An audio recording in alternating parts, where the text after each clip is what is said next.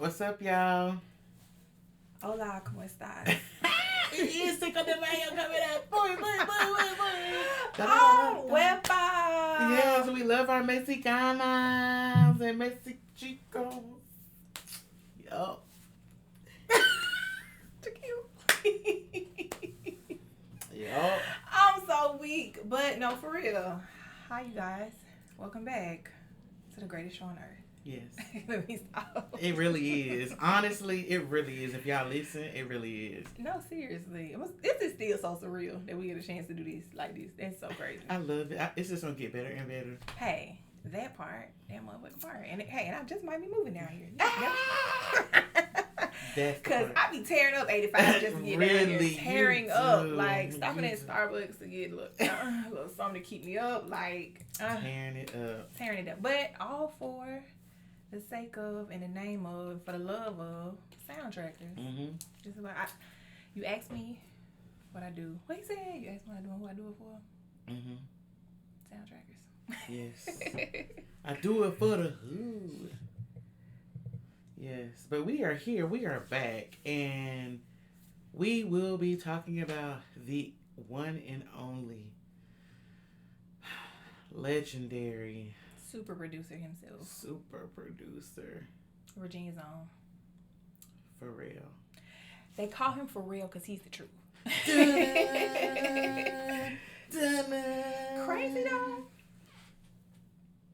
Yes. Why was I practicing that? I said, man, that man really used to have us going around trying to like do the little Neptunes like N.E.R.D. Like we was from hand. VA for real. Like can't even like people who can do it. Like you can just spread your hand. Like that's crazy. Like I have to do that and then.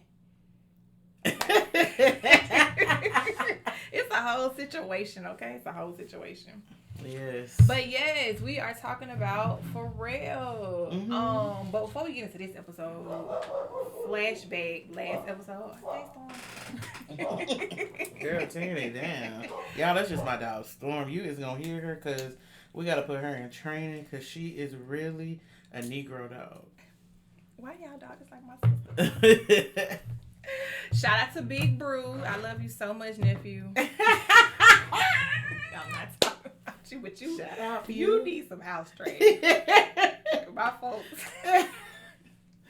Poor Brew. And he just a baby. That's the thing. He just a puppy still, but he is a big puppy. Mm-hmm. He a daggone, what you call them things? Now I can't even think of it. The dogs with the ears pointed up. Doberman? Yeah, he a Doberman. Ooh, that's gonna be a beautiful, big dog, beautiful dog, loving dog. I spoiled him. I was still I would literally put him in my lap and like rock him to sleep. Oh yeah, he's spoiled. He a big time. Yeah. But he a puppy. He a baby. He don't know no better right now. But he be all over the place. Just was at my mom and dad's house last week. Not the plan over. Child. Digging holes in the backyard. Child. They be doing the most. Home training. Look, I blame the parents. I'm just playing. I love telling. I'm like, I blame the parents because it starts at home. Yes. And that's why I start like she is because we really be Oh, I'm so weak. But no, shout out to everybody who listened to last week's episode. Mm-hmm. And shout out to everybody that be subscribing to our YouTube. Yes. That's what we need you at the YouTube, the monies.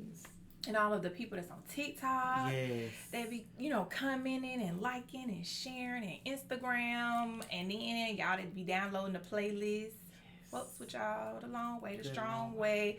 But yeah, last week's episode was an ode to one of the South's greatest record labels. No Limit. No Limit. The Army, the Crew. Getting your tanks with your tanks. Yes. Loved it. And I text your kid, I'm just like, we in such, let me see. I feel like we in such good alignment right now because it was Master P's birthday. What I told you that was Monday or something? Mm-hmm. Yeah.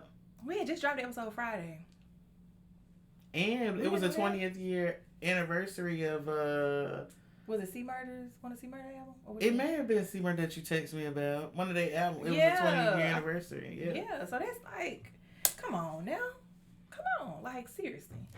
I don't know about y'all, but they had me a little shook We doing this for the South. This is really for the South. Really, because the South got something to say. All And speaking of the South got something to say, you saw Outkast got inducted into the Rock and Roll Yay! Hall of Boy. Yeah. I need sound effects. Look. Yeah. We're gonna have a board soon, like boom, boom. Yeah. But yes, Rock and Roll Hall of Famers, Atlanta's very own. Outkast, Big Boy, Andre 3 Stacks. The Crazy. reason that people listen to what the South got to say, honestly. Yeah. Come on now. Dungeon Family, good about all of that. Come on. So, yeah, a lot going on. Trying to think about who dropped like new music. Key Glock. Okay. Key Glock did drop. Lil Tyler was featured on Wiz Khalifa's Cushion OJ. Y'all know that's my nephew for real. Florida. Lil Tyler, you see me feud? You know. It's your big TT, I'm trying to tell you. I be rocking with you the long way. No, she really does. She really does like Lil Tyler. And Dolce on that West Side girl. Oh. She's in her bag. Yeah, she really is. She really is. And I want her to stay. Really is. She got that shaking. I ain't heard nothing from my fave. Other old timey fave. She ain't said nothing about this one. Cause she knows she can't. Ooh, cause cause I don't. Okay, you know what? Let's pause for the cause for a second. I don't think she can say anything about her just yet, cause she hasn't done anything to either piss her off, or the other way. You know what I'm saying? Make her feel like right, and that usually is how we go. When she pisses her off, you'll hear about it. But I yield my time. You know who? I'm really rocking. It's whatever trick. It's whenever hope. Meg. Miss Cherry. Yes. I forgot. Where is Miss Cherry from? That's what I meant to look up to see. And shout out to Meg because she got a Popeyes opening up, I think on South Beach or something, or somewhere in Miami. Yeah, she do. She got Go on, Meg. Yeah, Miss Cherry from Atlanta. Yeah. Wait a minute. Let me see a picture of her. She suck a thumb. She look like she suck a thumb. You know what? Yeah. I feel like it's whatever trick. Yes. I was going to say Atlanta. Everybody know the answer afterwards. But no, seriously, I was going to say Atlanta. I said she look like she suck her thumb. No offense. I wasn't trying to be offensive. Yes, I remember Miss Cherry. Yes. Okay, I like that, man. Meg do say. She done went back. She done dig deep. Yeah. I did see something on TikTok. I know how true it was because I missed the live when they were talking about how she was on live, kind of disappointed. Oh, yeah, and her, stallions. What she called? The hotties. Yeah, the hotties and how they were supporting her. Yeah. I did see some clips of that. Yeah. So.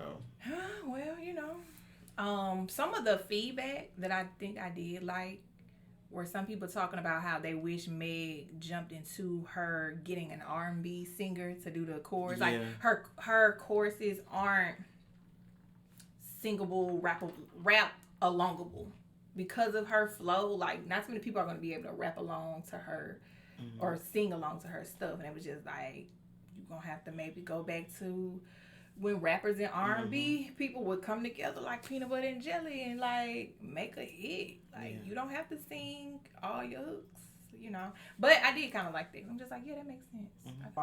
I got context. I be wearing these for style, y'all. Spoiler alert. I'm screaming. But some an album that turned 20 last month. I mean, because we just only May 3rd. Who is motherfucking Mike Jones? And the first song that come to mind for me, I stay flossing in that candy paint, blowing dank, sipping drink on 84 swing, tearing up a lane, yeah. That was harmonizing. Y'all don't know about that.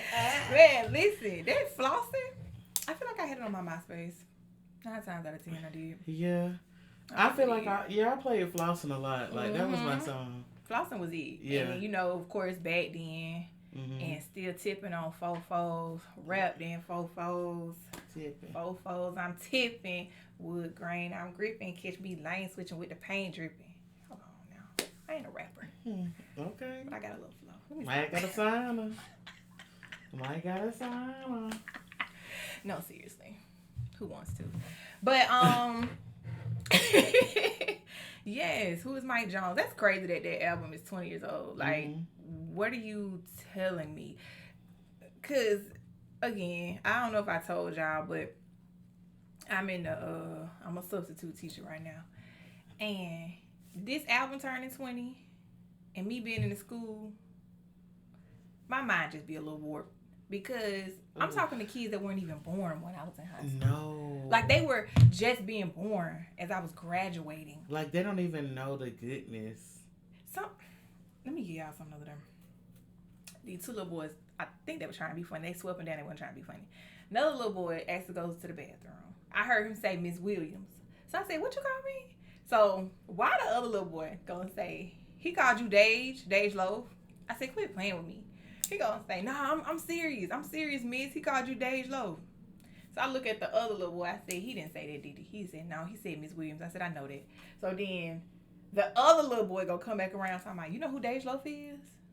I said, do I know who Dage Loaf is? He was like, but you do look, she a singer. I said, she's a rapper. He was like, nah, she do more singing. I said, okay, whatever. But the fact they try to play with me, and these are like kids, like born in 2010, 2009, 2011. I just be like, what am I doing here? They will play in your face all day. See, that's why I can't fool with the kids. all day. And here go me, supposed to be the teacher, holding in the lab. Like, I literally at one point just bust out laughing because y'all play too much. Talk about something. No, seriously, like Dage. Okay, all right. Me. That's kids. They hilarious though, for real. They hilarious. They funny. B.O.B. presents The Adventures of Bobby Ray turned 10. What? Yes. No, 15. April 2010. Am I doing math right? Yeah, that's 15, right? 2025. That is 15. Yeah. 2010 was 15 years ago? That's what I'm just telling you. I'm teaching little kids that's born in 2010, 2011. My mind be in that class where I really be zoned out sometimes. I really be zoned out. Yes. And then y'all know Nothing on You, Bruno Mars, Airplanes. They got nothing on you. Nah, they used to play that in the club. Yeah, they did. They did. Like, we really had a good fucking time. They really did. They really did. Really good time. No phones, just sweat and hair blown out. This was his debut album. And if you was going to the club back then, you could not just like not dance. No. They didn't have no sections. No. They didn't really have sections. The only sections you had they tables, had, but yes. it was like little card tables type of little round table situation with Yes. a little chair too, and it wasn't like they wanted everybody sitting down anyway. So if you ain't get there in time to get a little chair grab. The only time you had a section if you was a celebrity, you had a section. True life. If you was coming to perform at the club, you had a section. Now, back in the day, I used to go to the Velvet Room. The Velvet Room had section lined up all against the wall, but you had to be big money baller to get that. Oh, Jesus. The rest of us was out on the dance floor having a good time. Even the bar didn't have no chairs. You just really walked up. You had to stand. So girls had their heels in their hand, bookie. Or you was leaned over. And nobody was recording, bookie. Hold your one foot up, rest one leg, one foot, just alternate throughout the night. Because at the time, I did not believe in taking my shoes off to walk on. I could barely have heels. I had wedges too. Back then, a good wedge ain't never hurt nobody. When I used to wear my little, swimsuit. Wedges. Come on now, little wedge. I love it. Let me see. I think I got a picture. Y'all want to see a picture from back in the day? Yeah. When I was at the club. Oh, yes. Send it so I can put it on the video so that people can see please, a big side. I surely will. This is hilarious, y'all. And this is giving very much wet seal, top, bottom. Ooh, the girls used to go crazy in wet seal. Oh, my gosh. And they just closed. They closing down Forever 21, too. Closed. It's closed. I'm about to say, I think it's closed. I think the girl is closed. First of all, I'm going to have to send it to Jaquil because... Wait, what? I feel like I'm getting close. You know how like you know where your pictures are on your phone? Yes. And it's supposed to be right here. Okay, y'all. I have to show y'all later, but little wet seal top, little shorts. And you can send me none that summer because my mama finally let me go to the club. Because she was like, you gotta go. You can't go to the club until you turn 18. Even though she was in the soul when she was like 15. Ooh, the soul in one way out. We ain't gonna talk about that. But yes, that summer after I graduated, me and my best friend stayed. I'm talking about we leave. It'll be sun. The sun is coming up. And the bitch gotta get to work. Because I still was working at Arby's. Girl. Tired than a motherfucker. Just so I can go out. At Sports Central in Auburn, Alabama. Sports Central used to be in Sports Central. I never went in Sports Central. I never went to Sports Central. Stayed in Sports Central. Child. When I moved back and I was living in Columbus, I used to go to 1245 faithfully. Ooh. They used to let me on my cousin ID. We looked nothing alike. And I used to use ID. And I stayed in a big city, Mario's, 1244, Sky. I used to work at the club for a minute. Okay. I never made it down to Columbus. No, yeah. I lied. I made it down to Columbus one time in the club. Because I wanted to go to the high school parties, but my mom wasn't doing it. The only high school parties I can go to were in Tuskegee. It was my cousins. Mm-hmm. But, yeah, I never made it down to Columbus. I keep saying never. No, I did go one time. I can't tell y'all the name of the club, but I made it to Columbus one time to go out. Columbus was a time. It was a... And I don't even know why I went. Honestly, it was a Fox 105. Shout out radio station. What was the other radio station? Because they used to be jumping. Yes, something 9 something to beat. 95. Was it 98.5 the beat? It's something like that. It's with a 9. Mm-hmm. It's definitely with a 9 because they used to do the high school holler. You know high school holler? Yeah. Because I was grown, but I came back and they were still doing high school holler. Fun times, great times. And speaking of high school and middle school, again, soundtrack of my life as I was listening to the music. And for real. Speaking of life, Sinners. Okay, let's rewind the track and bring it back before we jump into it. First of all, Ryan Coogler, I greatly appreciate you. Like, it's one thing to watch a movie, know it's going to be a scary movie, and expect nothing but horror. Mm-hmm. But what you did was bring to the forefront our lineage, like where we come from, the blues. Like, that was so beautiful. That was so beautifully shot, so beautifully casted, so beautifully told. Like, it was tears, literally. Mm-hmm. I smiled. I laughed. I smiled. I cried. Hey, the chemistry between the actors. Your body remembers. That line to be cleaned out. Your body remembers. I cannot wait to say this sometimes. I was in that theater like, nope. Let me write that down. And then let's go through this really quick. If you haven't seen Sinners, skip ahead. Yeah. By this time you should have already seen it. Yeah, but if you haven't, you played yourself. When Annie came out and people were online, there was a discourse online about, people thought, I know everybody in the theater thought that was his mom, not his woman. Who thought that? When I didn't even y'all hop online and say stuff like that, if you look at Annie and you go back and you have photo albums of your great grandmothers and et cetera, they look just like that. And then, more specifically, if you are from the South, and I'm talking about deep South, it ain't no city, it's country, it's small town. It was moo-moos galore. That's all they weren't dressing up for real. Like, and they did look a little older than what they were because I look back on, I've been talking to my mom and them all the time. I'm like, I see a picture of my granddaddy, and let's just say he 50s. A hard 50. But then when you think about the type of life they had to live, they 50 gonna look different than the 50s of today because of the type of life they had to live. I be telling my folks all the time, I know I was born in the right time because you talking about when you have to worry about the KKK now, crackers, that at any given moment can just come run to your house. Yep. I had a theater teacher I went to theater camp a couple of years when I was a youngin' at Alabama State University. And the director of the theater program, I never forget, she told us a story, because she was from Mississippi, about how they came and got her granddaddy in the middle of the night on some stuff like that. Yeah. These stories real. Like, I heard somebody talking about it on, was it on the podcast? Well, maybe it was the read. I was listening to something, and they was just saying how, like, yeah, when people disappeared, black people disappeared, it was one or two things. You got caught. Yep. Yeah, you wasn't coming back. That's a real thing. That's the horror story. That's the horror. And I think that's what he was highlighting too. How like the real vampires, the real. And you know the crazy thing is, well, it's not crazy thing. I always say the crazy thing is. I've been saying this. But the thing is, like that pipeline to Chicago, because my grandma is Mississippi from to Chicago. Yeah, definitely. She's from Louisiana border, Mississippi. So it's called Angie, Louisiana. It borders like Columbia, Mississippi, all of that over there.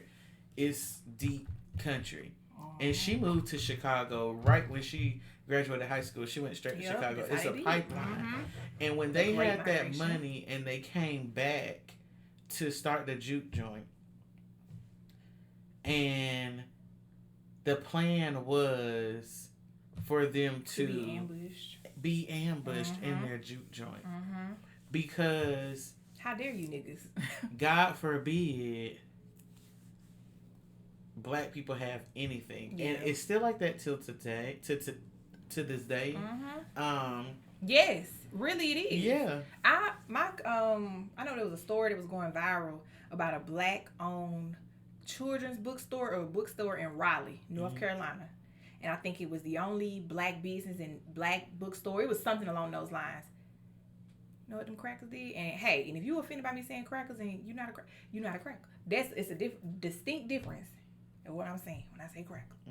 Those are the ones that really just hateful. They don't like people that look like us. They never have, they never will. Nope. So they crackers. Continuing. I just had to say that part. But they were threatening or doing like malicious stuff. And her bookstore, I think, eventually had to close down. Yeah. And we talking about in 2023, 2024, like this is recent. Yeah. This is not 1940, this is not 1930, this is not 1910. This is recent. Even just recently what happened, them raising money, 200, I think it's up there now. For that white lady? For that white lady. That was called an autistic boy nigger. A nigger, yeah. But God forbid, again, that we put any money towards Carmelo. An innocent young man. But back to the movie. He shed a lot of light on a lot of things that took place. And shout out to Choctaw Indians. Yeah. And shout out to the Indians preserving their legacy. Yes, a lot of us black people do have Indian lineage in our family. However, the Indians have Native Americans. Let me not say Indians. Sorry. The natives. The natives. I'm up here. The natives have preserved their legacies by not giving the government anything. They run their own. Now they do have, issues of like whatever alcoholism. I like to know they have the highest rates of alcoholism, abuse, and suicide in this country because of the atrocities that they faced. Everything was taken from them, and then we're gonna give you this land and give it back. But I really appreciate. And don't even really give it back because then they only give him a piece. Exactly. And then I appreciated Ryan really going to. Where was it in Mississippi? Clarksdale. He went to Clarksdale, and those Native Americans are from Clarksdale. They're Clarksdale. But the Choctaw Indians goes from, if I'm not mistaken, Mississippi to Alabama, like all the way over to East Alabama. Yeah. Because again, I don't really know how true this is. However, one of my great grandparents, my great grandmama, is known that she's like had some Choctaw in her.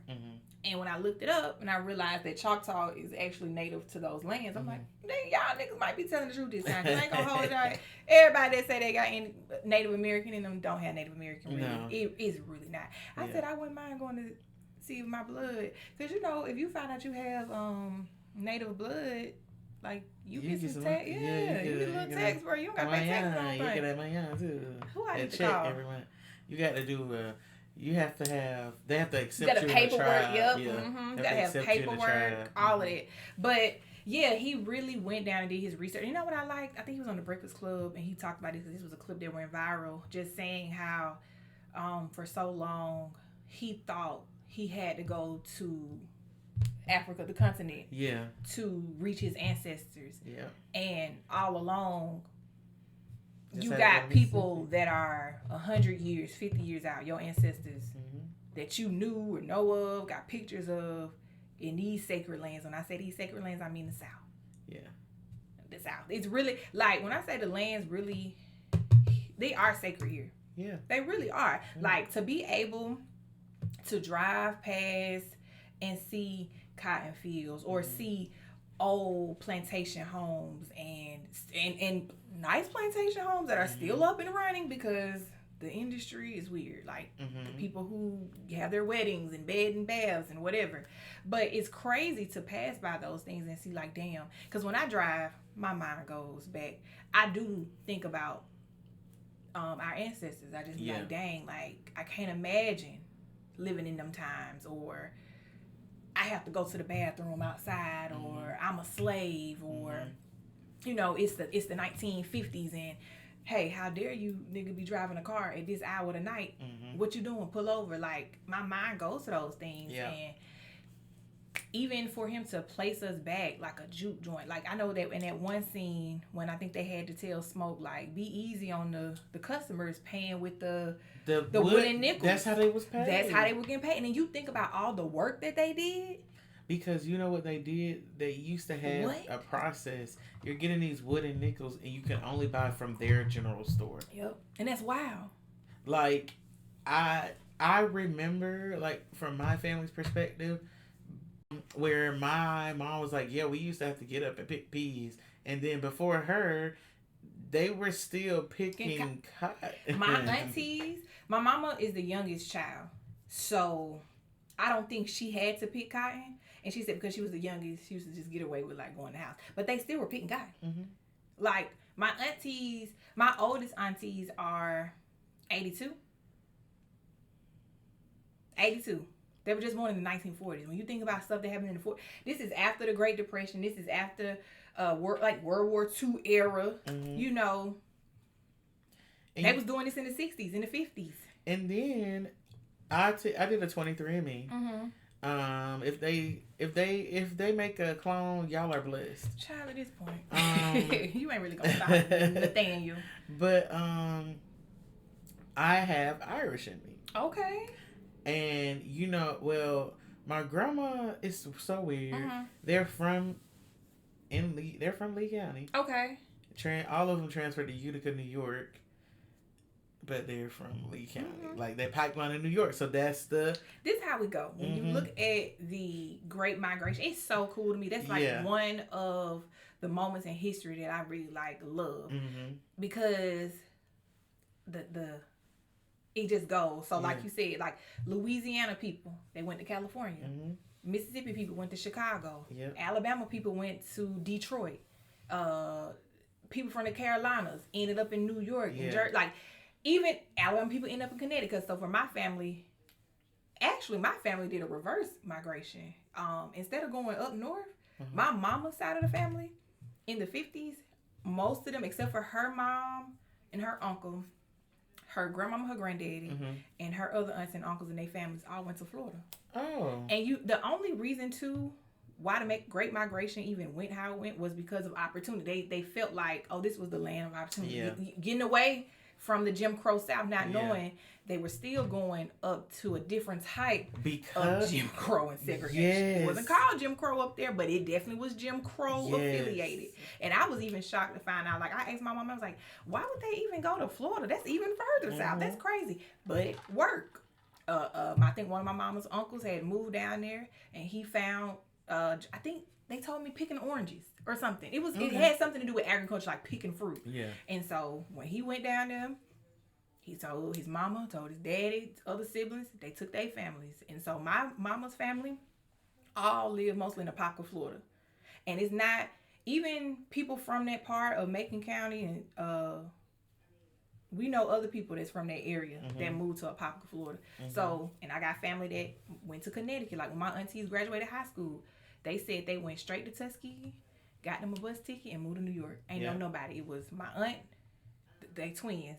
My twin aunts and their best friend all got on the bus and went to New York because they said opportunity. Yeah. People live like that. And that's really what it was. But to see that Irish, like, so also in the movie, the Irish man, if you think about it, the Irish man had Ireland was taken over too.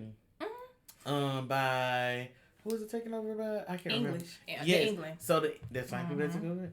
So the English took over Ireland, which that's how a lot when the Irish came here, they were like the bottom of the bottom white people. So and the Italians. Because before they all, but let me say this real quick. Before those two groups got recognized as Protestant whites, the English whites, they were definitely not a part. They were Irish. You were Irish. You were Italian.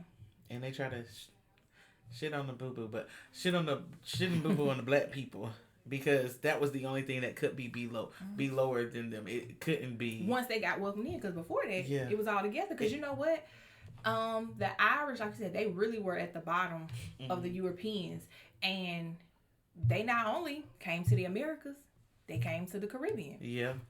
Rihanna's granddaddy. He is part Irish. And then when I remember watching the documentary, and they were saying like, no, there's a big Irish population. I feel like between, maybe don't quote me, but Barbados and Jamaica, and even a German population, heavy. So before certain white groups got accepted, well, European groups got accepted as the whites of this country. They were their own people, their own culture. And it goes back to what Remick was saying too about his culture being taken over. So he understood because, But what he was also doing is trying to take our culture as over. Well. Because when Sammy was singing in that juke joint, in the theater, I started crying. I felt chills. Yeah, I definitely got chills. I felt that. Ryan Coogler, again, black man from Oakland. For this to be an original screenplay, come on. I can't do nothing but praise you. Come on. Michael B. Jordan, outstanding. He did that. And Delroy. Lindo. Yeah, Lindo. You know what's so funny? People don't even realize he's not even American. Where he from? Delroy's from Mr. Delroy, because I want to respect him. He's from the UK, I think, if I'm not mistaken. Oh. He's not from the Americas at all. I know and my don't wife like got a crush on him.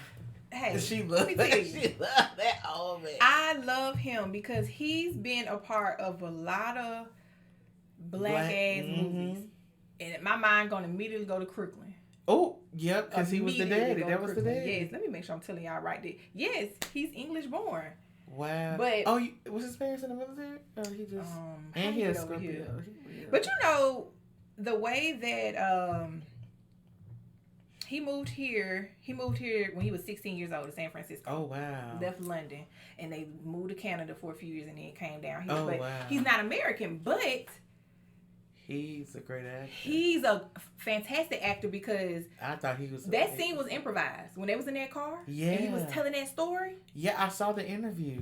Crazy how he was able to dig deep. He understood and go the into assignment. That. Yeah. No, seriously, because when he told that story, I started crying. I'll tell you about it. The shit that was done to us. And this is that wasn't a fabricated story. Like, for real, like, they would burn you alive. Yeah. They would cut your genitalia. They would burn pregnant women and cut the babies out and kill the babies. As if you already didn't kill the... They did that to my grandma's cousin. She told me... My grandma from Louisiana. She got stories. I love it. She told me she got a cousin. They said he was trying to talk to this. He had stopped on the road to help this white woman. That's what it was. Stopped to help this white woman change her tire. So a white man pulled up, and the white woman was saying that he was trying to get fresh with her. Of course. Of course. They ended up taking him, beating him, hanging him, cutting his privates off, and just leaving him there. I want to say she said they put some tar on him, but I'm not they sure. They would definitely tar blacks back in the day. Oh, I'm about to cry. They definitely did that. It was very like my grandma had stories of like her driving past the KKK with my dad and my aunt in the car. Mind you, my dad is like 50. Born in the 60s. My dad is 59. Yeah. Is he born in the 60s or the 70s? Yeah, the 60s. The 60s. Yeah, late 60s. Yeah. Driving to New Orleans because he's from New Orleans. He grew up in New Orleans, whatever. Driving home from his grandma house, my great grandma. Seeing the KKK on the side of the road, just you think your life. My grandma said she said I hit him. Like, it's so many painful stories, and to see Ryan tell that so beautifully, and it gave a sense of pride. Yeah, it definitely gave pride. Yeah, because what he did that most movies set in that time with that heaviness didn't do. He gave us hope at the end. Yep. For Smoke to go out like he did. Yeah. Hey, I got something for you, crackers.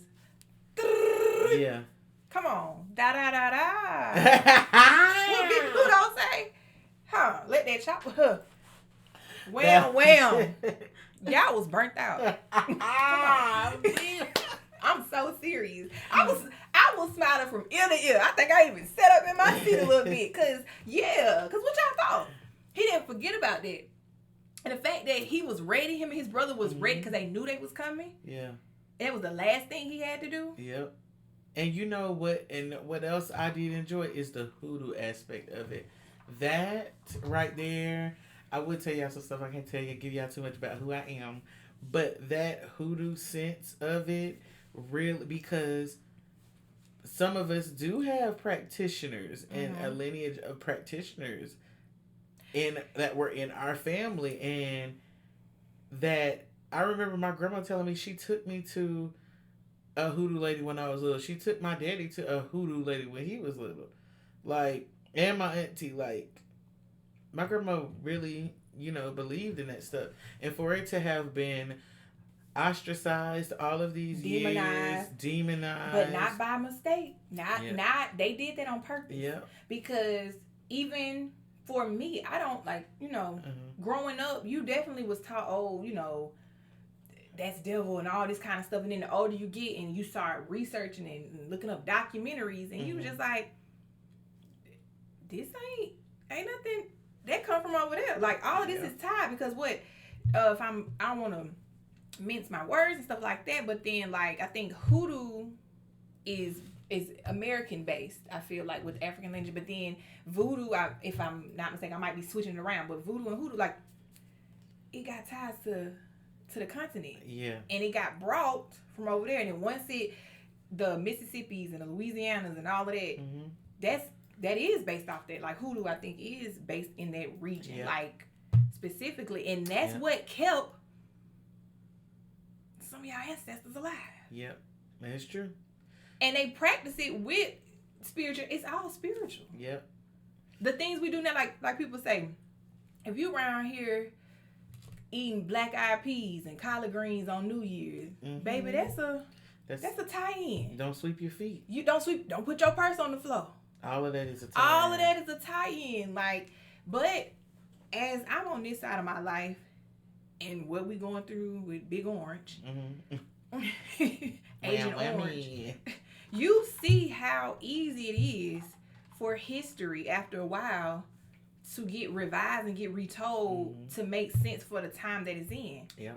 So if you go back to them days and you probably tell them like, oh no, but if you come over here to 2020, 2025, they saying it's devil. Yeah. You're like, what? And I'm not saying that you still didn't have people then that weren't looking at it as a form of devil worship or whatever, because that's just people. When they don't know something, you fear what you don't know. You know what I'm saying? And you put all of these things on it. But some of y'all aunties, uncles, grandmamas, granddaddies, mamas, daddies. That's their culture, and I'm glad he definitely tied that in because that was beautiful to see. That was really beautiful to see, and how he told the story of it. But I think I seen some lady on Twitter that was saying she was the what do you call the people? The consultant, the hoodoo consultant. Yes, on set. They used a renowned hoodoo consultant who was from Mississippi or Louisiana. She's from Zoom. But yeah, she's been doing it for years, so it wasn't just made up. When she had that mojo bag on him. Oh yeah. Woo. She loved that man. No, she did. First of all, that love story was beautiful. That was beautiful. I can't believe y'all thought. I know as soon as she stepped out the door, that was somebody to him like that. Not his damn mama. I ain't hear that part, girl. Girl, they thought it was his mama. Y'all annoying as hell. Y'all are annoying. Y'all are really annoying. But you know what? Beautiful, beautiful, beautiful movie. Yeah. Beautiful movie. Like, I love a little good time period piece. Me too. I love a good time period piece. And he did. They did that. Because them juke joints, first of all. Hey, I love a good juke joint. I love a good hole in the wall. I was going to one when I was in high school. I mean, not high school. When I moved back here from college. The famous door was still open. It went until Negroes started acting ignorant and shooting that he closed it down. But Jimmy down in Alabama had a juke joint called the Famous Door. And yes, it was lit. Let me say, and certain small towns still have juke joints. Yep. Because those were like, it wasn't fancy. Come as you are, baby. Pull up. You gonna get you some fried I was fish, just about to say, you gonna like get you a everything. Plate. You gonna have somewhere to sit, somewhere to eat your food. Come on now. You're going to have you some good drinks. Come you on BYOB. Come on now. You're gonna listen to you some music. Come on now. We're gonna have Games. a good time. You know they gonna have a card. No police. And then we gonna leave when it's over. Hey, let's go, baby. to the hole in the wall. Oh yeah, cause what? I had my best times, y'all. Yes, I did. In the hole in the wall. That man said smoke-filled room, whiskey and chicken wings. Y'all don't know about that. I don't know about that. Cause see, people screaming and dancing, and no one wanted to leave the juke joint until the shit started getting crazy. Nobody wanted to leave. Then they said, "Oh, we got to go," and then everybody turned into the vampire. Bye. First of all, that whole scene outside with them dancing, that's when I started cracking up, y'all. That was hilarious. Cause what you mean? And then people doing the memes talking about this how I would have been outside. This the music. Quit playing. Y'all are hilarious on the internet. Like, I would have been outside. I would have been right in there in the fight. Cause what? It ain't taking my ethnicity. The fact that she was already hip and new, because I never heard of the word Hank before. Yeah, I never heard of a Hank. Yeah. Baby, that was a little, hey, 2 down the road for me. 2 down the road for me. I ain't heard that one yet. But I was just about to say something again. Like, this is what I'm talking about. Ain't no cell phones. Ain't no real phones. Like, I'm pretty sure they had phones at certain places. But at a place like that, something go wrong, and you already a nigga. And somebody coming late. What if somebody would come that late? Roads dark. Ain't no street lights. Man. You see, you got to know how to get around places like that. That what I be telling my mom about. I said, y'all barely got one light right now on that damn road. I can't imagine the road not being paved. Then my mama said, no way. Used to be scared where the hub was going up to their grandmama. Well, her grandmama house, my great grandmama house. And where my great grandma house is now, I ain't know until the last couple of years. My mom said, oh no, baby. Because I said, why y'all scared? It's just right there. It's across the street. She said, Grandma Epps and them used to live. You got to go way back that way, then cut off into the woods and still go way back. Ooh, them late night dark road, wow. And we used to be walking. You hear everything. Crickets.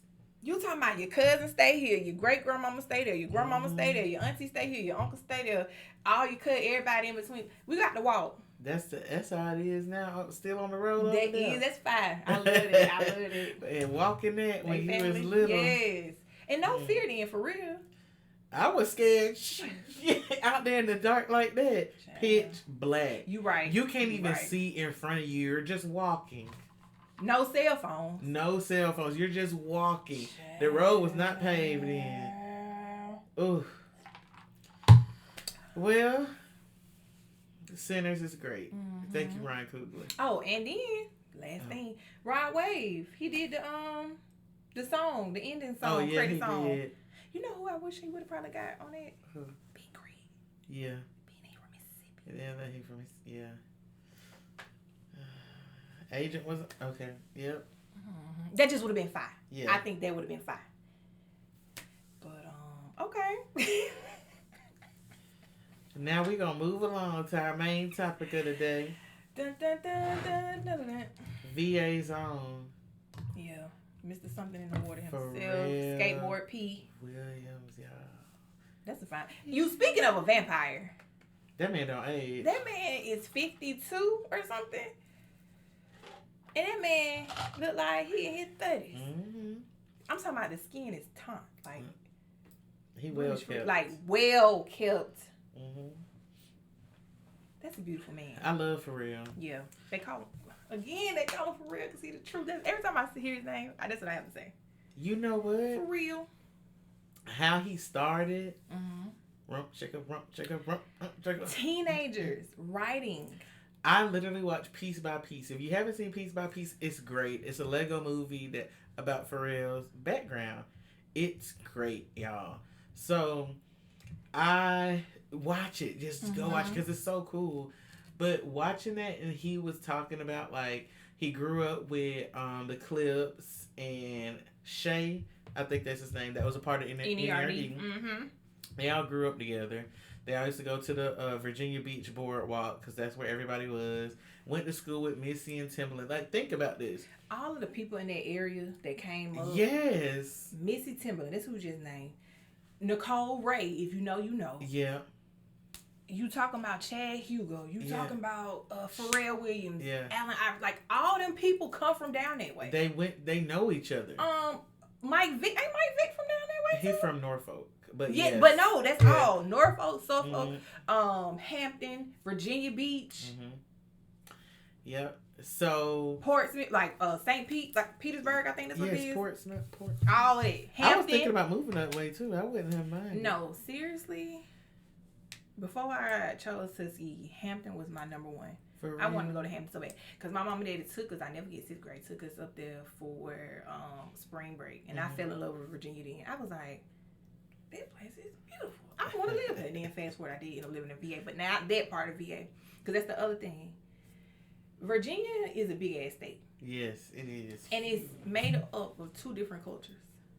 I was watching Pharrell's Drink Champs interview, and they got to talking about because N.E.R.D didn't know that Virginia was the South, technically the South. And Pharrell broke it down for him and just saying too how well, technically the South starts at Maryland and comes down. But after living there, you have to go culture-wise. Like technically, okay, the Mason-Dixon line starts at a certain point. But the part of Virginia that Pharrell and Missy them from, culturally, it's the South. Yeah. And I looked at a map today and I was just like, I feel like they really messed up when they did what's the South and what's not the South. And I get it. That also goes back to Civil War, all that era, and Richmond being the home of the Confederacy and Virginia, all that kind of stuff. So it makes sense that that's, the South. Because it really, like you said, anything below New York can be the South. You know what I'm saying? But Virginia, that part of Virginia, is the South. Like, after you go to what that, 95? From Fredericksburg on down, the accents change. The closer you are to D.C., you have a melting pot of people, I believe, just because of the military and the government and all of that stuff. But you get on down further, 95, Fredericksburg, when that's all that below, them motherfuckers is Southern. I ain't gonna piss no people off, but I always be feeling like I be telling people in D.C. when I used to live up there, Y'all sound a little country to me too. Y'all got a little twang. I ain't gonna say y'all the South, but hey.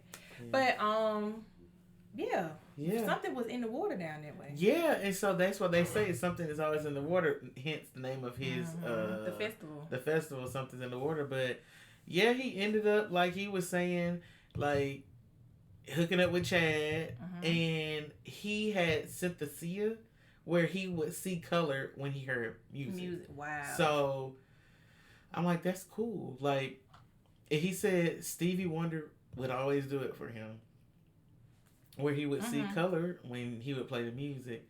But yeah, I feel like at times, well, let me skip that part. Let me think about what I'm going to say.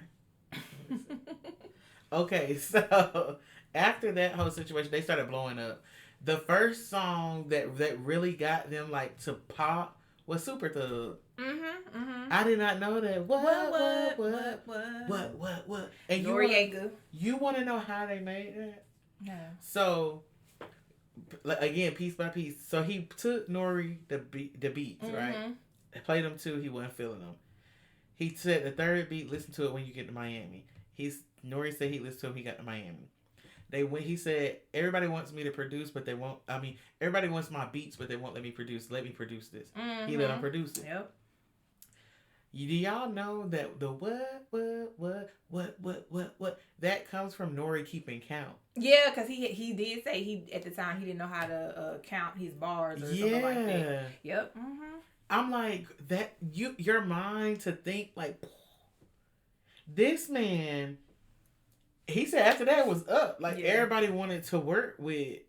And what's crazy when I was listening to that Drink Champs interview, the way that Nori feels about Pharrell is how Pharrell feels about Nori. He was saying, Nori was already like a known name in the industry, especially like on the East Coast. And he was like, for Nori to give him a chance and just be like, let him produce. Yeah. He was grateful because again, that would skyrocket him. But then Nori also was grateful for Pharrell. It was like that. I think that may have been Nori's like first biggest hit or the biggest hit he's had. Yeah. And that's crazy because young still like Pharrell got started. Him and Chad as teenagers. Neptune sound like. I don't know if I'm jumping ahead, but the Neptune sound. Yes. You know when you hear it. Him and Chad, yes. You know it when you talk about good vibrational ass music. As soon as you hear their beats, I was listening to that girl, because first of all, I love That Girl. That's my favorite, like, Pharrell song. I was playing it the other night while I was Ubering, and the biggest smile just came on my face. I'm just like, damn. It was This make you feel so good. Like, I don't know I'm jumping because we talking about 90s. But no, it's fine but you really sit there and you think about, it was one point in time where you couldn't turn on the radio and not hear Pharrell. Yeah. Mystical, Snoop Dogg, Jay-Z, Britney Spears, Madonna. Like, he got the names. I'm a slave. For you. Come on now. That's like our childhood. You gotta work in that. That. No Holla Back Girl. What? I'll never forget being on vacation in Florida and hearing it for the first time. That you talking about a song that's on the radio? You real child running around that track so that ain't like that. Cause I ain't no holla back girl. Ain't no holla back girl. Do no this my shit. This my shit. And then he did a song with No Doubt too, which I love, No Doubt. But he did I can't think of the song right now. He was I'm glad he talked about it. Cause I was thinking, I'm just like, what is the actual like instrument that they use? And he said, as I'm thinking, he just started talking about it. I think he said it's called a clava beat or something. I was gonna look it up, but he was saying like instead of using like I think guitar chords, like they use that, because he said you can get very versatile with it. So like, you know how like all of his sounds start off with a da da da da da da, like you know that sound, like it to me is the soundtrack of the 2000s. Yes, it's the 2000s. Yes, it's like you. It was so fucking good, y'all. That's what that noise is for. It was so it wakes you up. Good. It wakes you the fuck up. The fact that he worked with some of everybody. Mystical. Danger. Been so long. Nibby. That's a video that, again, is burned in my head. Like, I remember seeing it for the first time and being like, oh my gosh, wow. This is what being grown looks like. Yeah, that's what we thought. This what the club gonna be like. It's gonna be fun in here. Yeah, my milkshake brings other boys to the... People still playing that to this day. For real. That is 7th grade. Like, do you have songs? Do your mind do this? Where, like, I pinpoint certain times in my life by songs. Yes. So, like, not a Pharrell produced beat, but I'm just giving y'all an example. 6th grade, 03 Bonnie and Clyde, Beyonce and Jay-Z. That is the soundtrack for me for 6th grade. I don't know. 7th grade, Milkshake. Or was that? No, 7th grade was definitely Milkshake. I'm like, that's crazy how, like, your mind, music really is a time machine. That's what I'm trying to say. Yeah. Because it takes you to a place in time. You just like, damn, I remember when I heard that. And you know what's crazy is like with Justin Timberlake, he is the one who helped Justin Timberlake set his sound apart from what they expected from NSYNC when he came out with as a solo artist. He is the reason why. In school, people were doing that.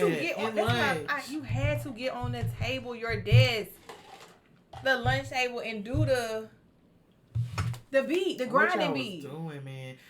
And you know, Pharrell has really, okay, so I'm gonna say N.E.R.D. It really was it. So no disrespect. This really was, not at all. This really should have been Neptunes.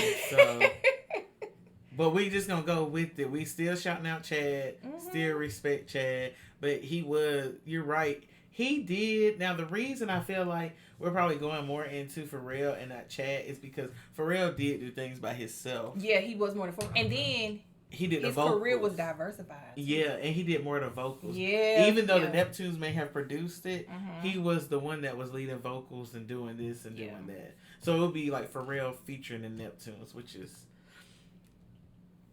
But N.E.R.D. with Shay and Chad, the band, and Pharrell, I love N.E.R.D. I saw them perform at Afropunk a few years back, and I still got the footage. I was listening to "She Wants to Move" coming down the road, and immediately I saw the music video in my head. When you remember their heads, one was this way, one was that way, and the other one was just like, "She wants to move." Dun, dun, dun, dun, dun. All the girls standing in the line for the bathroom. Like, and you know what that's about.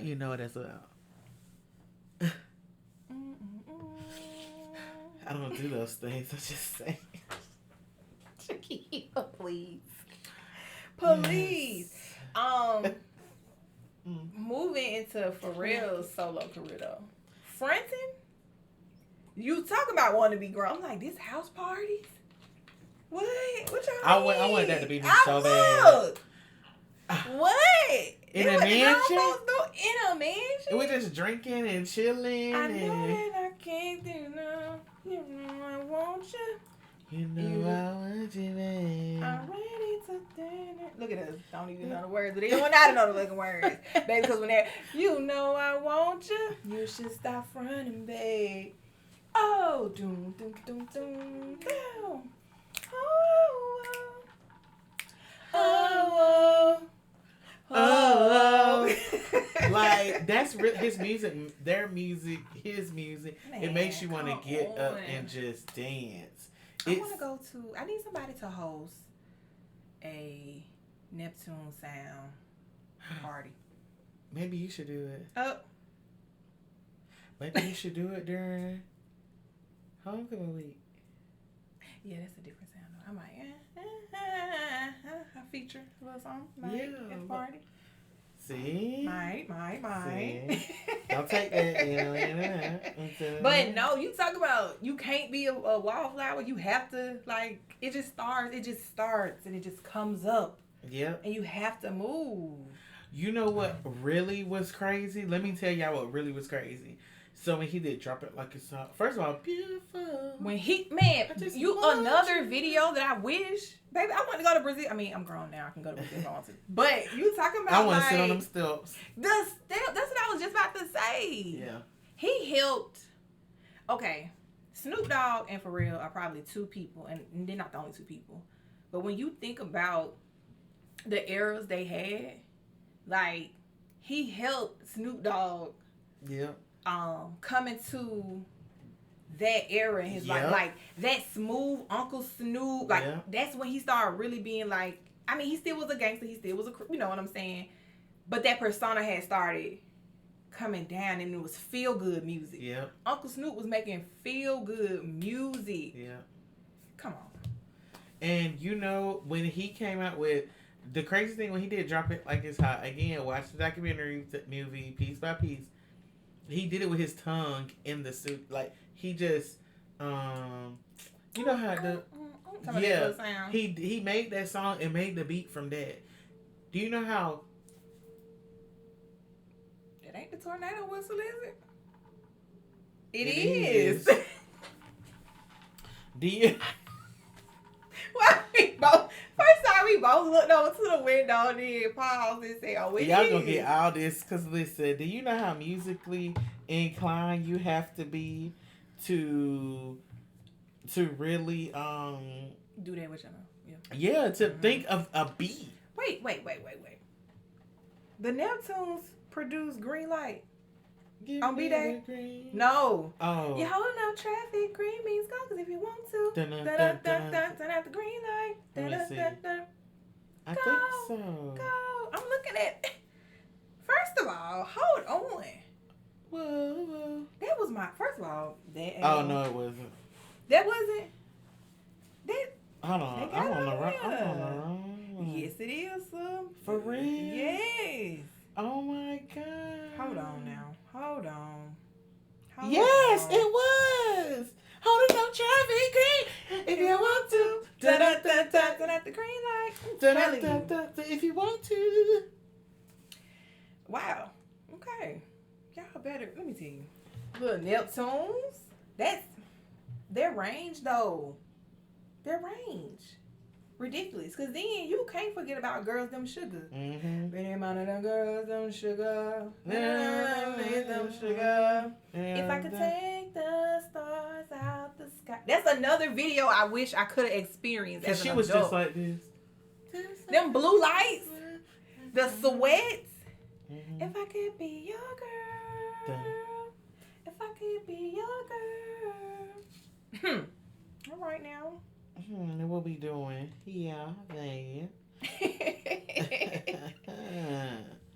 But yeah, so Pharrell is like highly talented. So is Chad. Mm-hmm. But again, I don't want us to feel guilty that we didn't do a Neptunes episode. Damn. But we could dive into the Neptunes in another episode though, for sure. Pharrell is that guy so much. Pharrell is that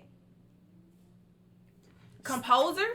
Not only a producer, he's a composer. The Grinch. Yes. Despicable Me. Yes. What was the movie with the about the black women in space? Taraji. Yes. Is it Hidden? Not Hidden Ghost. No. It was Hidden Figures. Yes. Yes, he was a composer on that. Yeah. You talking about And let's not stop at the music, the fashion. I was just about to. Hey, Billionaire Boys Club. The reason why y'all wear babes. It probably why y'all wear a lot of stuff. A lot of skateboard, like yeah, black kids being able to like explore that fashion style. Like you gonna think before you fuck a little skateboard. And see. My issue is because Drake told me he melted down. How the you gonna shit on Pharrell's legacy and melt down his chain? See, that's what I be talking about. But anyways, we're neither there. But he literally made skateboarding trucker hats. He made trucker hats mainstream. Everybody love to wear trucker hats now until forever. Like, Yes. Pharrell really is that guy when it comes to style. So much that guy. He's the creative director of what? Louis Vuitton. Louis Vuitton. LV. Louis Vuitton. Louis Vuitton. How you say Louis Vuitton? Baby, out. Little LVs. Like, he's...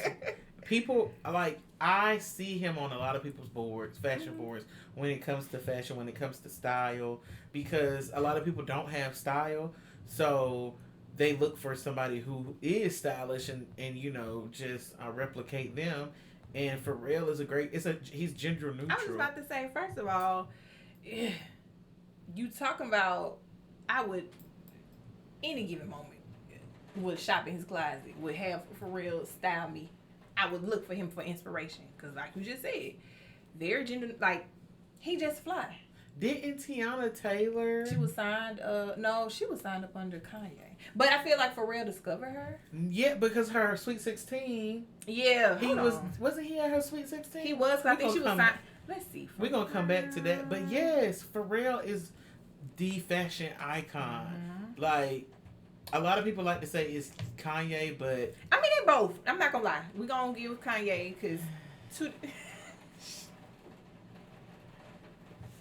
He be on my nerves. No, side note. Like I told y'all, I'm a sub. I walk in class. Why the first thing the student one of the students asked me, Miss, because they be forget my name. What you think about Kanye? And at first I was going to say something smart like, what you think about his work? But I said, you have to talk to the kids. And I'm glad I did, because we had like a good, interesting conversation. And he was asking me, do I, how I feel about Kanye. And I was like, I feel bad for Kanye. That man is suffering. He's having a mental breakdown or something in front of us and been having it for years. And he was just like, and I know this ain't a Kanye show, but kind of like a little thing. But just saying how... It's Mental Health Month. Oh, it is. Okay. Just saying how, like, shit happened so quick and in front of our faces. And the people that... Because I had to tell him... You can cut this out because I don't really think this is just me blabbering at this point. But he was saying, like, that's Ye... He get the Kanye. And I said, well, no. Y'all gonna have to start recognizing that is Kanye. Yeah. That's him. It's no more, that was the Kanye to do the music. This is... The same person. The same person. Yeah. And he was like, well, do you still listen to his music? So another student was like, nah, I won't listen to his music. I said, I do. I said, I ain't gonna hold you. I don't listen to anything new. I haven't listened to anything after Life of Pablo. Me either. But, and the guy was like, and the student was like, no, that's understandable. And he was like, I still listen to him. He was like, but, and we just had a little conversation. But yeah. That's good. And, well, I'll give both of them their flowers, but it's, Pharrell, he has been the bridge, I can say, between, like, hip-hop, pop, fashion, and art. Like, if you really look at it, Pharrell has really painted color on a lot of things that hip-hop definitely wasn't aware of. Because I recall, like, even in the movie, Nori saying that Jay-Z said this. He said he saw Pharrell at the airport one time. He had a trucker hat, his mustache, and he was just like, oh, no, this dude is weird. So he was, like, avoidant of him.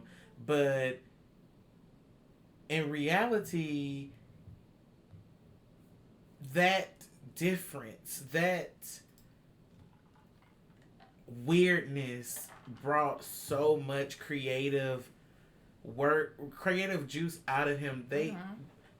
They fed the entertainment business for a good time period just with that music. Like, the beats, the production, his own stuff. Happy. The way that Happy took off, I just... And it changed everything. I probably didn't even have to say that. You stuff him up. Yeah. But no, so I was playing, again, I Uber. So I was playing all the Pharrell, everything. Girl got in my car, her and the guy was like, I bet you don't even know who she's playing right now, because I feel like I was maybe listening to N.E.R.D at the point. Yeah, I feel like I was playing some N.E.R.D. And she was like, who is this? He was like, Pharrell. She was like, oh, I hate Pharrell. And he was like, what? She was like, he made that stupid song Happy. Now, Happy was annoying after a while, but it was the soundtrack all of 2014, you couldn't go nowhere not hear Happy. Nope. But I just was listening to her, and she was just so going on. And guess what grade she said she was in when Happy came out? What? She was in the 4th grade, y'all. So she should have been happy. She said she was annoyed because everything they did that year was associated with that damn song. Well, I ain't even saying that. But the boy really was annoyed. We was just like, so you hate Pharrell? Do you even know what he did or he does? He has other songs. And I was like, bravo for you for trying to put her on game.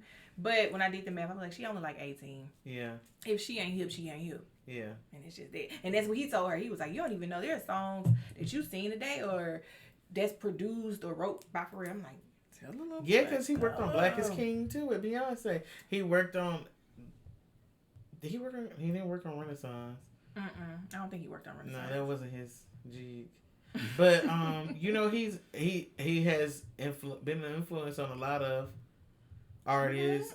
Look at top. This is why you get the Tyler the Creators, the A$AP Rockies, the Frank Oceans, the Steve Lacey's because of Pharrell. He, like I said, he bridged so many different thoughts. Yeah, you hit nails on head. Aspects. You hit nails on head. And aspects of blackness together that we were not familiar with seeing on front screen. So now the nerd in the back of the class that may play a violin but also can rap and sing and produce with that violin may feel like I'm seen. I feel seen now. Now I can go off and feel like I have hope to be something. Because I feel a lot of times, and this may be going off on a tangent, but I feel like people like to put blackness in one perspective. I was thinking that as you were talking, like, what's the favorite thing to say on Twitter? Blackness isn't a monolith. We are not monolithic people. And we come in all different shapes, sizes, ideas, thoughts, like all of the stuff. Like backgrounds, walks of life, interests. Yep. And there you have it. And like Dr. Umar said, some of them got to go, y'all. I should have went to Umar. Never mind, I ain't gonna say it because they may find me. They're not just one way. And I feel like that's a lot of times the argument that happens on Twitter too is like, oh, you think everything is black culture. Y'all think everything's because it is. It there really boils back down we to, like, just talked about sinners and blues. Now we went from blues to talking about a super producer that went to pop and everything in between and was saving artists' careers with his production. Like, let's be real. You know what I'm saying? Like, I forgot what else he produced. All right. Lamar. First of all, you talking about the black black moment for 2020? It used to be We Shall Overcome. We ain't going back. It used to be We Shall Overcome. For us, is we gonna be all right. We gonna be all right. Like, come on. That was 20 when all of the protests was happening. That was the soundtrack for 2020. Yep. Crazy. And you know what's interesting enough? We talked about like him behind and this labeling him as a producer. We also talked about him in film, like a curator of soundtracks. Talked about him in fashion. Also, he has that skincare line. Oh, yes. I want to try that. Let me tell you. You gonna well, let me check the price. Because that skin be eating. Let's see what the price is talking about, y'all. Because if not, I'm going to stick to my good molecules. That's what I just got. But also, you know, his festival is around social justice. So yeah, because you... Go ahead. Because I was just about to say. I didn't mention he grew up in the projects. So I just want to put that out there too. Pharrell is from the projects. Okay. But then that also goes to how they're all different types of different type of people. Because Pharrell, the stereotype, what you might think they grow up in the hood, the projects, or whatever, like, that ain't him. Yep. And he said it. He was sitting there on the but Pharrell, one of them ones. Yeah, one of them ones. He really is. I feel that, you know, just even the creativity of wanting your documentary movie to be in Legos. Legos, crazy. It was so fire. It's so fire. It's so fire. what the price when they said me. It looked like sacred over there. The size ain't cute. Now Beyonce. It worked though. It's so good. I do want sacred. It works. So I'm about to talk about the duo, the perfume duo. You know her perfume. You can buy like a little mini duo of it. Child, it's mini, all right. It's mini. When I say mini, I'm trying to see an example. Maybe the size of this. Both of the perfumes, C.N.E.R.D, and whatever the other one is. It was $68. It smells good. I'm gonna tell you this. It smells real rich. It smells real rich. It's almost borderline mature. Okay. Like very grown woman ass. And I know I'm grown, but it's giving real grown. It gives Saint-Tropez. Okay. It gives grown like yachts and things. But Beyonce, I was a little mad when I got it because y'all was not lying when you said miniature. And then it's like you have to dab.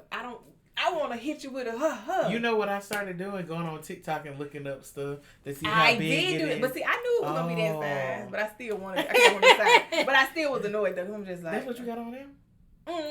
No, I have on Christian Dior. Oh, but. Baby, I'm smelling like a little sweat over here and a little underarms, honey. But I will say this: it also comes with the little travel size of the spray, not because it comes with the little travel size, and it's like a thin situation, almost like this size. The travel size like this size, and it's a spray. But I wish the other one was spray. But my best friend told me I can just go order like little spray bottles and pour it in there, and then I can make my own little spray. Yeah. But that's so off tangent, so off. But she said she would Beyonce. We got over there skincare. I want to try it. I do. I mean, the prices ain't okay. Little 38 piece. I can do a little gel cleanser with 30. Can I? Not really.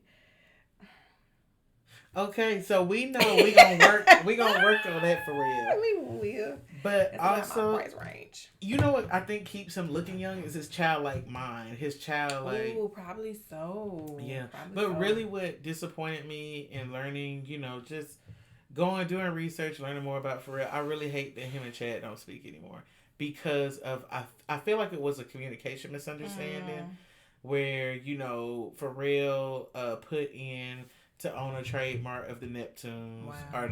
But he said it didn't have any malicious intent behind it. He just didn't want a party to have access to the Neptunes name, which is understandable, but it really it's sad. Like, I really get disappointed when things like this happen because they've been down since kids. And you're talking about also another disappointment, and I know things happen with people, but Khalees and Tiana, they also have their, gripes with Pharrell as well. And like we said, growing up, we knew Tiana and Pharrell, sweet then. Yeah. Then.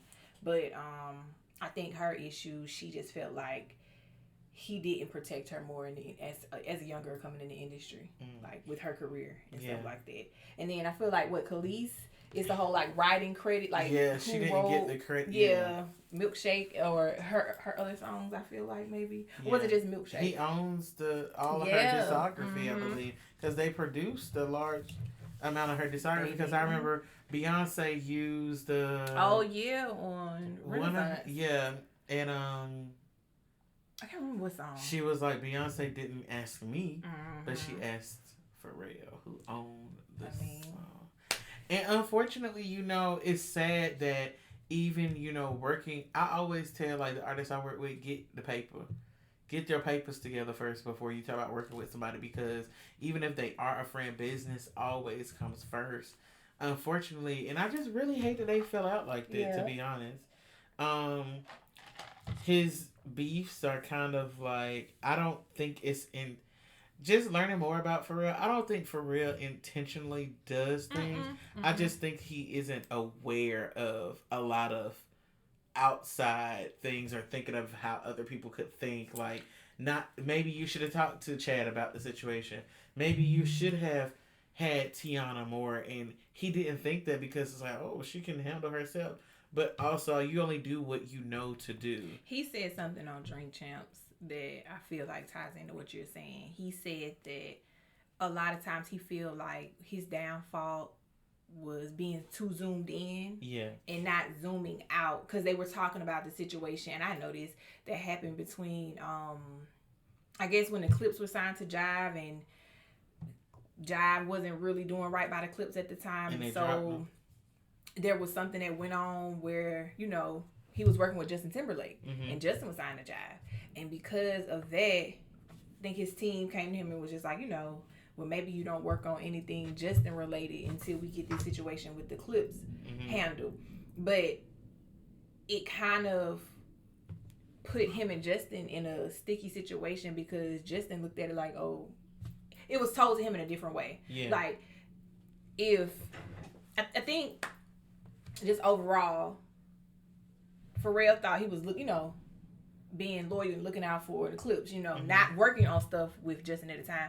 But come to find out, he said after him and Justin talked years later, it wasn't told to Justin that way. And maybe if they would have went to Justin and, you know, said, hey, this is what we're doing, this is no knock to you, X, Y, and Z. So he was just saying how at that time, it was a very zoomed in situation. They were just looking at this one situation with the Clips. And if he would have zoomed out and looked at everybody that was going to be affected, it could have went a different way. Because he was like, the person he is today wouldn't handle that situation like that. And that makes sense, because you grow older and you realize. And so maybe this was the same situation with like Tiana Khalees. And I might be speaking out of tone, you know what I'm saying? And I feel like you're young too. Like, he was young, and he said his first check from Teddy, he blew it within like a week. Damn. It was like $10,000. He blew it because he was 19. So he didn't have really a mentor for himself. And you have to, hearing his story, knowing what kind of kid he was just an odd kid. And a lot of times you don't have that self-realization or that recognition. Thank you. Recognition. You don't understand who you are until you're a little older. Like, I didn't start understanding exactly what I wanted until I was like 30. Because life experience. Yes. You have to go through some stuff, whether it be good, bad, ugly, to start understanding. But if you continuing that's in the same way, that's when you are the problem. Yes. But if you get to a certain point in your life and you realize, oh, damn, maybe I could have did this and X, Y, and Z, you know what I'm saying? That's growth and stuff. But I would like to see him reconcile those situations. I mean, he has an impeccable legacy that he's leaving. I respect Pharrell. I like Pharrell. Yeah. Again, you talking about one of the... I'm trying to see. What do you call it? Is it conductors? We forgot Robin Thicke. Blurred Lines? Blurred Him Lines. and T.I. Speaking of T.I. said that Pharrell was the first big-time producer that he worked with on his debut. Like, his debut album, he was like, he'll always have love for Pharrell because Pharrell worked with him. Like, he said, you know, I ain't known like that yet. My debut album, Pharrell said, of course. I feel like Pharrell has that side of humanity where it's like he's a human and he knew what he was doing. Like, he worked hard. He was going to these execs showing his ass just to get their attention. So I feel like he keeps that with him. Like, I worked so hard, so let me give somebody a chance. He did say that. He did mention in his interview how he still is in his head just that kid from VA. And he was like, damn, I'm working with all these legendary people like me. Yeah. Like, he still keeps that in his head. Like, I'm just a kid from VA. Yeah. Like, and when you come from certain places, I'm not saying your New Yorks, your LAs, your Atlantas, you know, when you come from, I want to say the obscure states, but the states that really don't get no love, and you blow up and you one of them ones. Yeah. It probably is like a mind-blowing thing. Like, damn, like me, I'm from here. And it's I'm from Virginia Beach. I'm just like y'all. Yeah. So I think that's what he's a grounded individual. Yeah. Like, he definitely seems like a grounded individual. Like, humble, and that's what he said. He remains humble, though, you know, and he's still appreciative of all these experiences and moments at this point in his career. This man had been in the game since he was a teenager. We just say this man 50. Y'all do the math. That's like 40-something years. And he had a, I don't remember this time period, but he had a down time period before Happy came out. And I'm like, I don't really remember. When? I don't remember not hearing Pharrell on anything. Maybe so. Yeah. When trap music came out? Now, they did have to get quiet for a second. When that lawsuit, that Blurred Lines, remember the Marvin Gaye family came down with the hammer. Not on their watch. Maybe that's what he's talking about their downtime was. Because that Marvin Gaye, that estate, baby, they hear anything. A chord, a string, a tune. They taking your moonlight. Y'all ain't go through the right proper channels. They coming for your ass. Coming to get you. But that might have been the time he's talking about. Because that's the only other time. Because I don't remember not hearing for real. And then just to think about, going back to Black is King, I swim so deep in the now. What is the song that he did with Beyonce on Black is King? Honestly, I didn't even know Pharrell worked on Black is King. Yes, he was in the video. He was in the movie. It's on Disney. Now I want to go back and I done watched like 2 times. I need to go back. It is Water. Okay. Okay.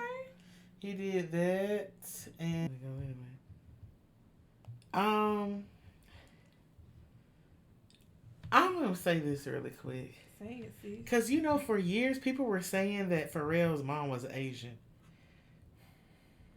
Y'all, we gotta stop thinking that Black people. Related to Timberlake. I'm sorry. He is. Yeah. He really. They say they cousins. Okay. It's like connected through their grannies. Okay. Yeah. We have to. That makes sense because they went to the same high school. We have to stop thinking that Black people with other features are not just Black people. A good texture of hair are not just Black people. What the fuck is good texture of hair in the damn way? Yeah, that's, I said it the best way that I could. Yeah, I know. But because you know how the people is, but we are Black people, right?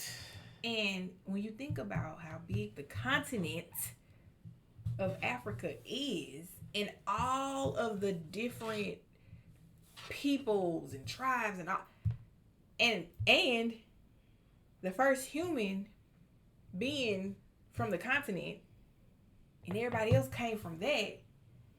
The features are going to be like the similar features are going to be there. I'm thinking about a particular a group of people now that for real, in Africa that look like there is. They do have Asian like features. I don't know the tribe name, but where they from, what country? And because again, I keep saying Africa as the continent. But all different kinds of people. They are Congolese. The Congolese look like for real because I have Congolese in my when did let's get into your 23andMe. Let's dive a little deep real quick before we end it. Let's dive on that. Cause I was interested. Let me see. Congolese. That's not who I'm talking about. It's not a Congolese? That's not who I'm talking about. Let me go to my 23andMe. You said you interested. I'm going to let y'all know my 23andMe, y'all. Now, I don't know how the numbers got this high. My mama is Black. My daddy is Black. And Mama Black, Daddy Black. I am 67.5% sub-Saharan African. Okay. Now, what countries are that? Okay. So 50% West African, which is 28% Nigerian, 12%. Niger. Yeah. 12% Ghanaian, Liberian, and Sierra Leone. Okay. 3.6% Senegambian and Guinean, and then 11% broadly West African. 9% Congolese and Southern East African. Okay. So Angolan, the Congo people, the Madunda people. That may be what it is. Madunda. Because I know they have slanted eyes. They're South African. Okay. The ones that I believe I'm speaking about. They said they're called the Kozan, also known as the Khoi Khoi, San or Bushman. And they have Asian features, the high cheekbones, the slant eyes, the light skin. Our Asians have their features. Okay. Yeah. European. Let's go. I'm 29% Northwest European. I can't even say it. Northwestern European, British and Irish. 19%. The accent, please be so fucking for real, bro. French and German. 5.5%. What you just said, French and German. What the fuck is it? Oh, German. Please. Hey, I'm about to leave, y'all. This has been real. This has been a great time. Because this girl, say it one more time. French and German. You trying to do that? The way that we talking. Yeah, I'm going to be out of here. Yeah, no offense to y'all. Yeah, my cousin, she is German. For real, she live in Munich. Like, her daddy black, her mama is German and black. She a black German though. Oh, I was watching. It was like it's a satire. Peter Rabbit. It's a Roger Rabbit. No, some little boy during the Nazi Germany. It's a satire. Damn, I just watched it the other day, and when they was talking to them thick German accents, I was in the bed like trying to mock. I'm not gonna lie to y'all. And then, you know what's interesting enough? Okay, so let me tell you my African diaspora. So my groups are the Arc-La-Tex Creoles, the Pearl River Basin African Americans, and the Avoles Parish Creoles. Okay. So those are the Mississippi, Louisiana. Yeah, Mississippi, Louisiana, and I keep telling niggas I'm a Creole, and they was trying to tell me that I wasn't, but I am. Just people just be hating on the kid. Look, who said that? Van. But yes, that and when did you do this? I did this like 2 years ago. Okay. But I want to pay for the premium because it shows your historical matches, and I want to know what historical. It say you got Beethoven up in there. Am I related to Beethoven? Because he was a nigga. I heard y'all know that, right? Beethoven was black. Nigga. So, y'all get it together. I got some Asian in me too, and some Indian, but my Indian is 1.9%. So clearly, I ain't that much. Look, no, this is what be tripping me. Baby, one thing niggas is gonna do is claim that good Native American, baby, and then when it start coming out, Indigenous American, yeah. But you got it in there. But you know what they said? Right there, shit. You know what they said also is that the reason that we don't have a high percentage when we do these tests, they don't have that DNA. Like, indigenous people don't provide their DNA to be sampled. Because their doctors, sense. Everything, they run everything that's on their reservations. And speaking of, if you want to dive a little deeper into some Native American history, it's going to piss you off. But 1883 and 1923 on Paramount, watch it. Piss me clean the fuck off. That's why I said this country still really ain't do right by natives, even with what you call it? What the land they own right now? The reservation. Reservation. Even that is kind of like a F you to them still. They don't do right by nobody. So I still don't understand how people don't understand the racism. Let me talk about this. The racism that happens in America, because how can you not think that it's weird to take over somebody else's land, take over their homes, then turn around and say, but we're giving you these opportunities. Slaves, black people do. Systematic racism is real. And it has been proven to continuously be real every day that I've been on this God's green earth. Because the way that I have to, I don't want to say I tap dance, but I feel like I couldn't be authentically myself if I was at a job. Like, I couldn't be talking about hip-hop music and all that stuff and just be Oh yeah, slip up and have some slang. I have to be on my P's and Q's. I can't let corporations know anything about what I have going on. What are your plans this weekend? Oh, just hanging out. Yeah, you do have to keep, You can't tell them anything. cause they be nosy. Them motherfuckers over there nosy for real. And then and then you tell them, and child, I can't get into that. Oh Lord, Jesus have mercy. Part 2. I'm just gonna say, Pharrell is not Asian. He's black. That's the whole point. Weirdos. He's not Asian. He is black. That man is a nigga from Virginia. Exactly. From the project. Good old Virginia. Virginia Beach. And now it's probably gentrified. Because it's on the beach. He grew up he said he could ride his bike right to the beach. So I feel like now they want to come. It might be, but when the last time I was down there? Oh yeah, because that's your stomping ground. Good, now they probably where my stomping grounds. Because again, it's two different worlds, living in Northern Virginia and then going to Southern Virginia. It's like a good 2.5, 3 hour drive, like the distance. Really? Yeah, you going from the top of VA, because that's where I lived. I lived in Alexandria, it's right across the water from DC. So you talking about going from the top? That's what I'm saying, y'all. Like, I love how this country is made up. I'm not gonna lie to you. Fuck, America sometimes, all the time.